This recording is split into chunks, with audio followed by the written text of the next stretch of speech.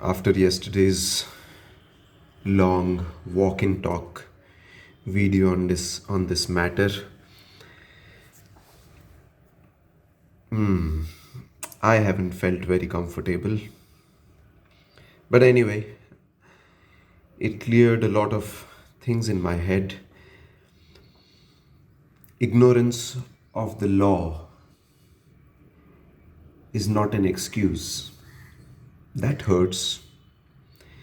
That has hurt me for the last 13 years. And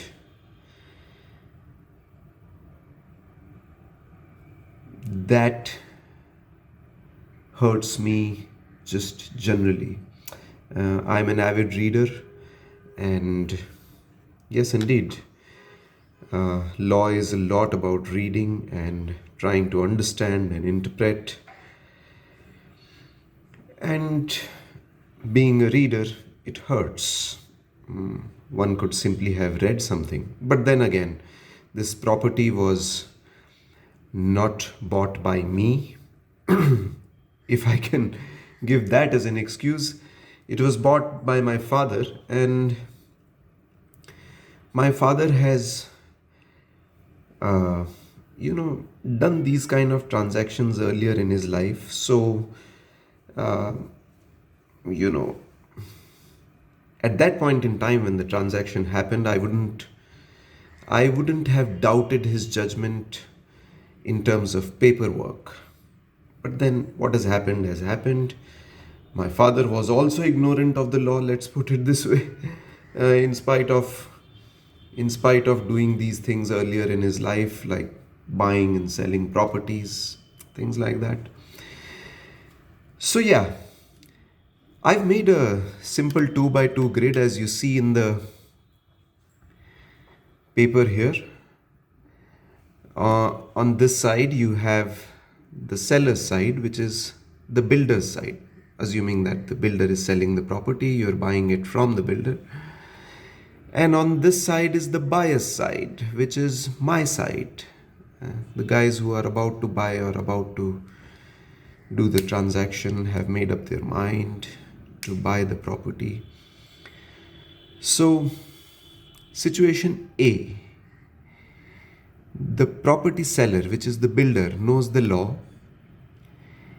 and the property buyer, which is me or my dad, also knows the law. Yeah. So when that's the case, I think things become very simple.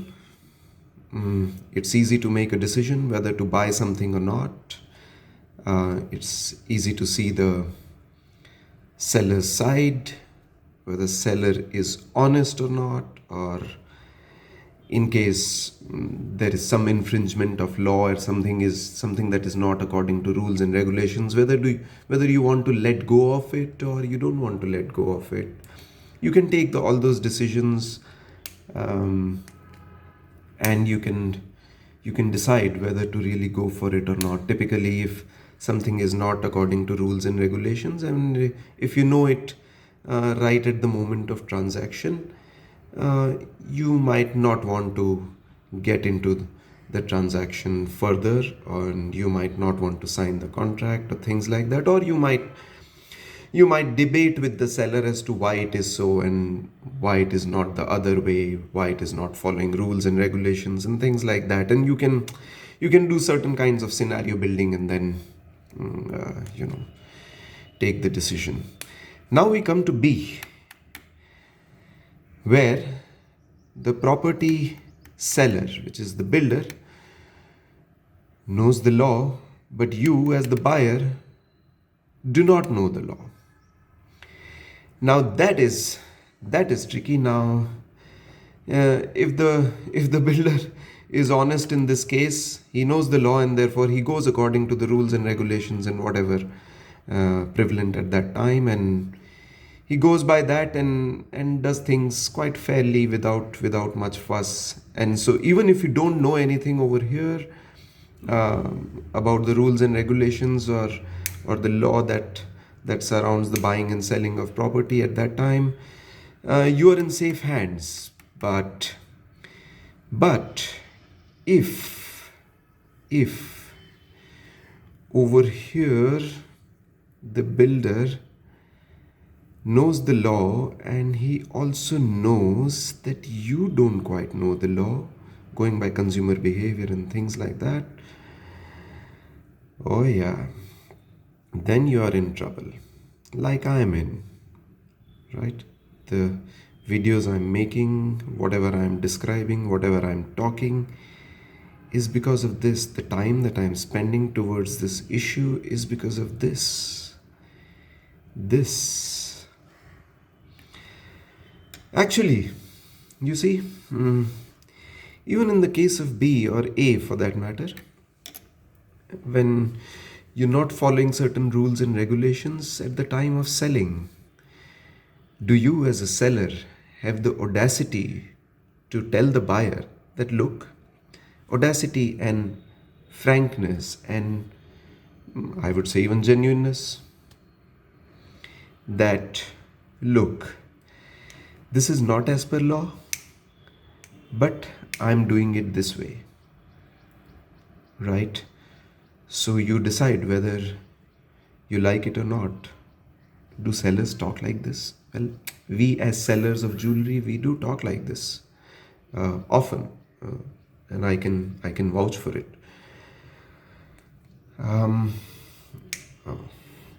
So yeah, even if the buyer doesn't know the law, in case the builder makes his position very clear as far as law, rules and regulations and breaking or not breaking those rules and regulations, all those things are concerned, if he clarifies those or indicates or leads the buyer towards all those things, it's just fine. There's no problem. Then it's up to the buyer. Even then, obviously, I mean, if the buyer changes his mind some day and feels that he's been, by not following the rules and regulations, something has gone wrong, and the buyer might feel hurt and things might happen. The situation C and D, I think these are rare situations, but they might still occur. So what does it mean? Situation C, the builder, the seller, he doesn't know the law, and the property buyer knows the law. Typically that would be a rare situation, isn't it? But it might still happen. I do think that such cases may have happened in the past. So many transactions happen, so many properties to be sold and bought and things like that. So it's possible and it might have happened. Of course, you need to come across those kind of cases and read about them to believe them. In D, where both the parties don't know the law, the builder, the seller, and the buyer, like me, they also don't know the law. I think even that would be rare, but that can quite easily happen. In the case of property, in the case of any other goods or services, that can happen. I do think that can happen. But again, I think those occasions would be far and few, or at least they don't come to our awareness so easily. It is only when things happen and things go wrong and we see the consequences of all the things happening that we come to know that, okay, the other guy also didn't know and you also didn't know, and all sorts of things happen. So yeah, but these, of course, these are all you can say in some way these are conjectural, but these are conjectures about real situations that might arise. I hope it gives you a good idea of what can transpire. Ignorance of the law is not an excuse. That really, really hurts. It hurts. And so this video, we'll talk about this a little more later. Have a good Sunday. This is 10th March